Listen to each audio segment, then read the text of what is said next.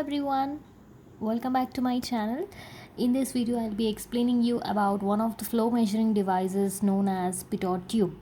So if you do watch my earlier videos, I have discussed about Bernoulli's theorem and applications of Bernoulli's theorem.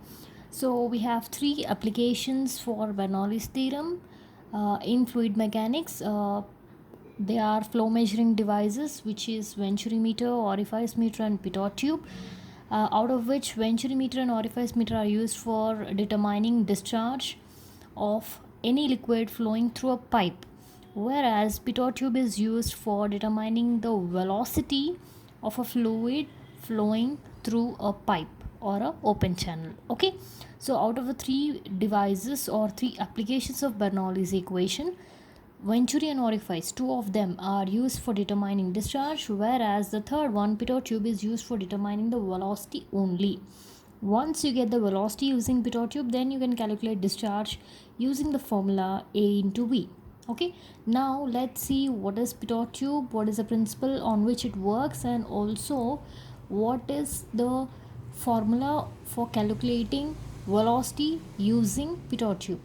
So as usual, the background for pitot tube is Bernoulli's theorem. Why? Because it is based on Bernoulli's equation only. But let's see what is the working principle of it.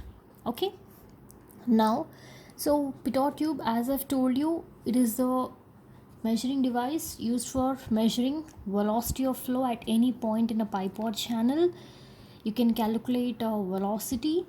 Then it is based, obviously the background or the principle behind it will be Bernoulli's theorem, but how the energy conversion is taking place is, see, pitot tube is generally, it's like a glass tube which is bent at 90 degrees. So you can see in this diagram, you can see it's a glass tube, generally, as you know, a glass tube, right? It's just a small glass tube which is bent at 90 degrees or bent through right angle. So just take a glass tube and bend through 90 degrees and you insert into an open channel or into a pipe where you want to calculate the velocity. That's sufficient. So I have an open channel or any pipe through which water is flowing, and I have inserted this pitot tube into this. Okay, so what I have done is, now we can see the 90 degrees bend of the pitot tube. It's not 90 degrees bend of the pitot tube, but if the glass tube is bent through 90 degrees, then that one it's called as pitot tube. Now you have to see that the bend is on the upstream side. Now you see water is flowing from left to right. Okay, it is like this. So this will be the upstream and this will be the downstream. So see that this bend will be on the upstream side. So this is the upstream side, and now just imagine water is flowing through this pitot tube now. Okay, now water was flowing, you inserted this pitot tube. Now what will happen? Automatically water starts entering into this glass tube. So water is flowing already with some velocity. That is what you need to determine, with how much velocity is the water flowing.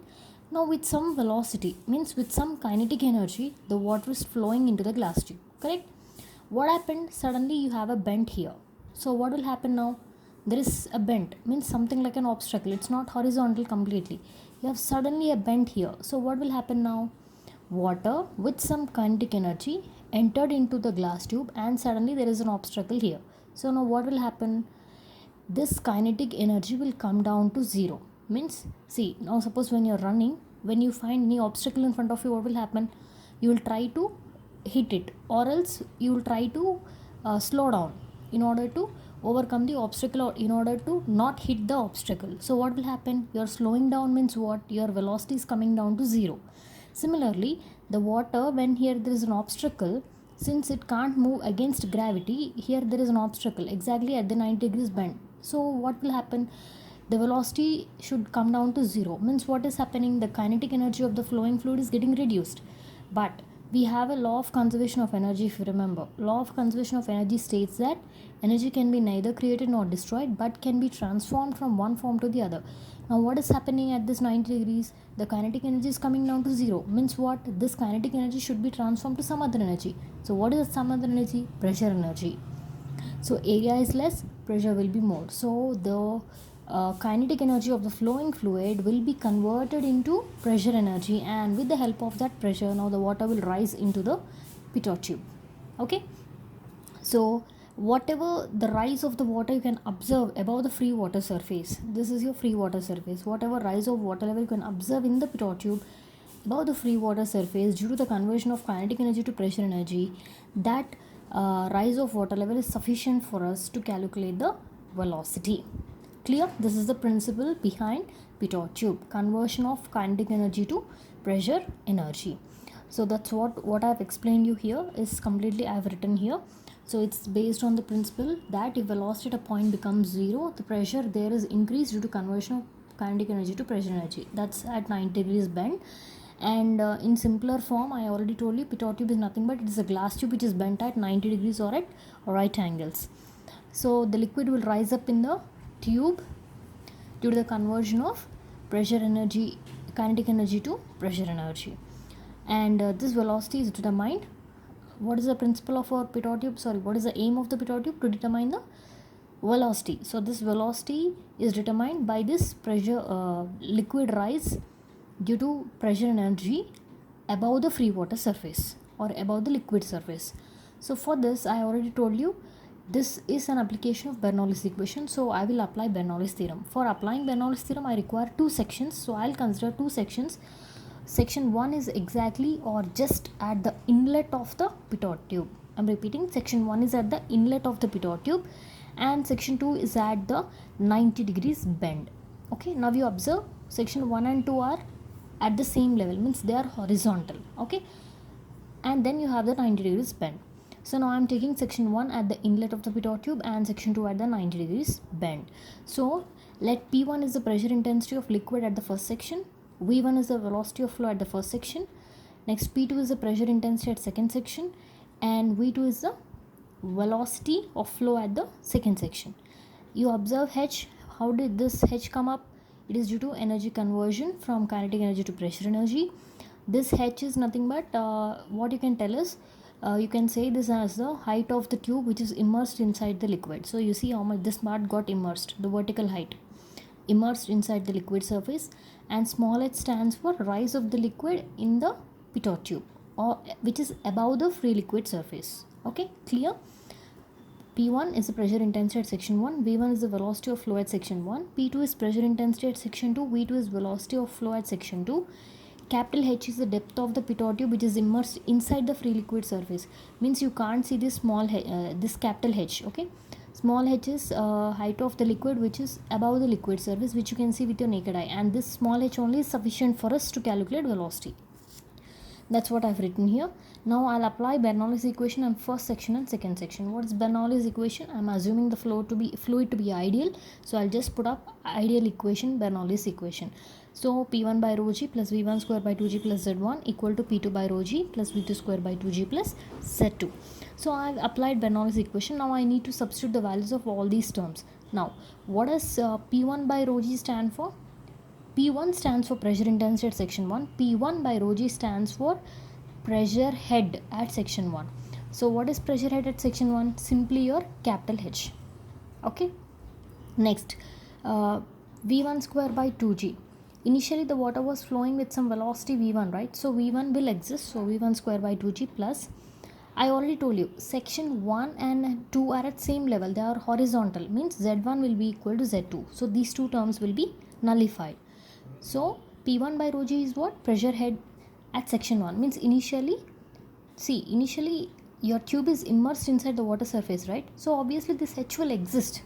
So P1 by rho g will be equal to this pressure head H, capital H plus V1 square by 2g equal to, what is P2 by rho g?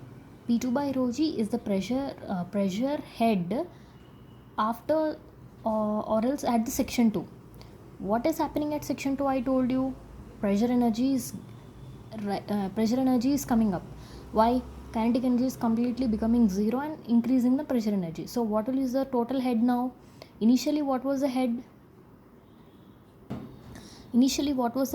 It was already capital H. Now at section 2, due to the conversion of kinetic energy to pressure energy, what happened? beyond the free surface some liquid rise has taken place. What was that? Small h. So what should you tell now? What is the pressure head at section 2?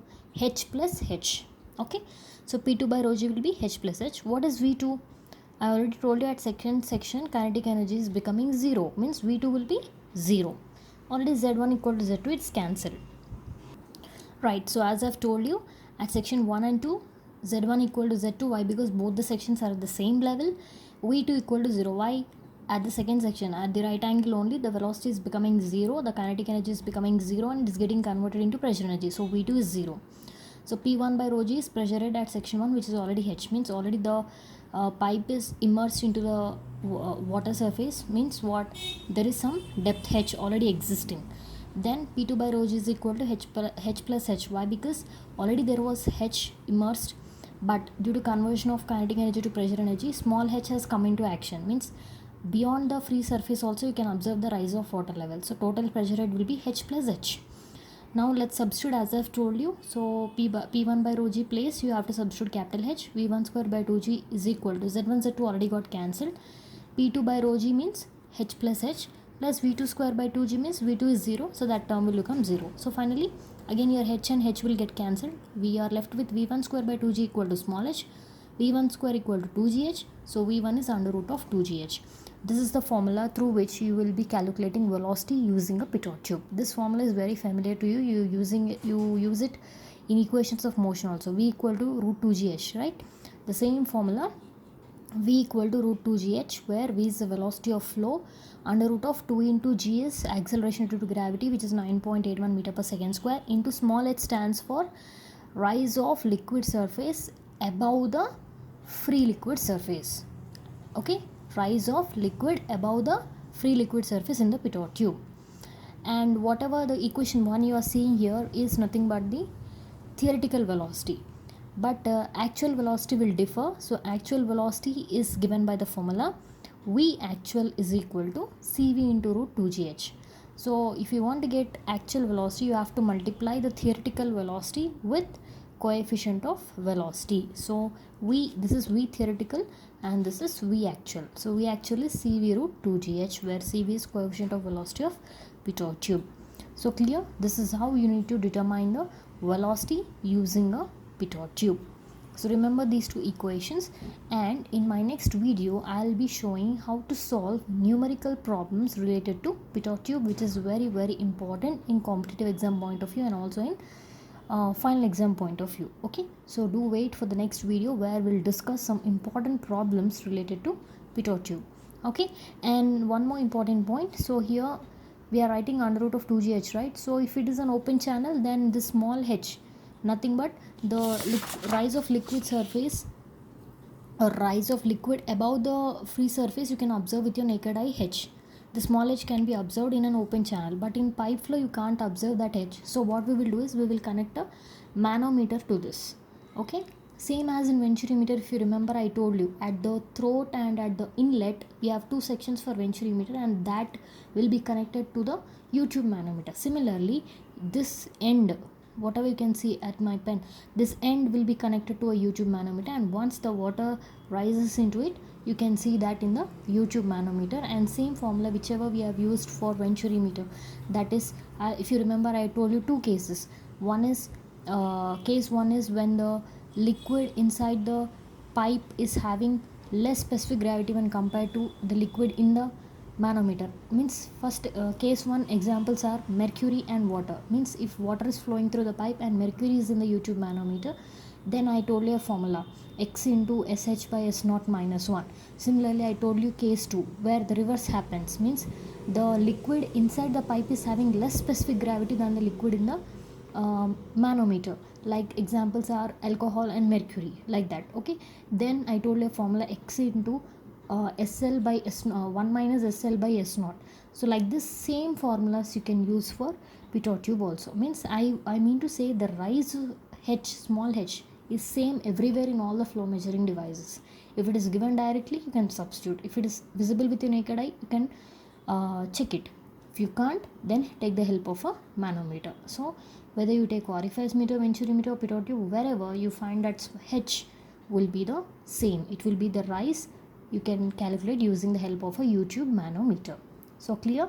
We will, in the next video, we will do problems related to pitot tube, and once pitot tube is completed, we will go back to orifice meter, so that we can complete all the flow measuring devices using flow measuring devices, which are the applications of Bernoulli's equation. Okay, so hope you understood this video. If you want the notes of this, I will be posting in the description of this video. Please click and download. Thank you.